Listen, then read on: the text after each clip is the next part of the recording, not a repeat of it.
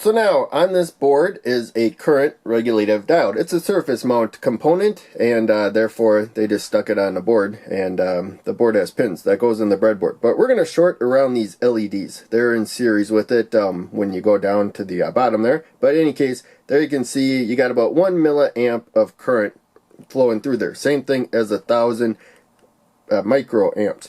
And going through just that red LED, and it's not very bright, I know, we got, again, about 1 milliamp of current. Now through the two LEDs, and this one's brighter, and there's something wrong with the other one or something. But in any case, there you can see, we're still about 1 milliamp of current, and now we got the third LED, blue LED, which at 1 milliamp of current is fairly bright. Really, red LEDs are not expected to be that bright. But there you can see, as we increase the load, current remains. But I'm got 12 volts powering this breadboard. You need enough voltage to overcome all their forward voltages.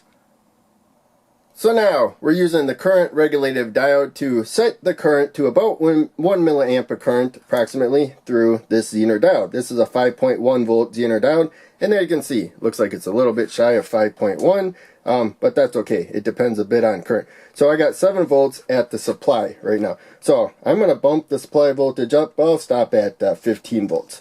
And I think that'll be an okay amount there. And we'll see how much the Zener is. There it is. It's spot on the same, and it might change a little bit as components warm up, but pretty much spot on the same. And there you can see, we got 50 volts at the supply there. So the best way to get a pretty steady voltage across the Zener diode is to make sure the current flowing through it is steady.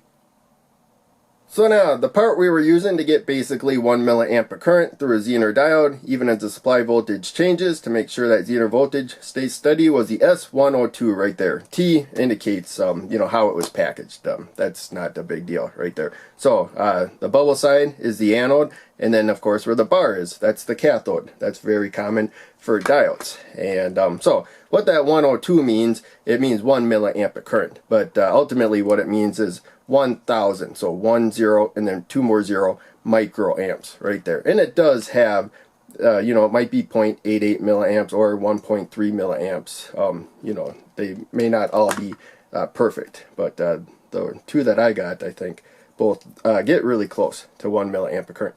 So yeah, it's that little component on there. The rest of the board is just to hold it. But there you can see it says 102 right there. And where that band is the cathode. You follow that trace to the pin.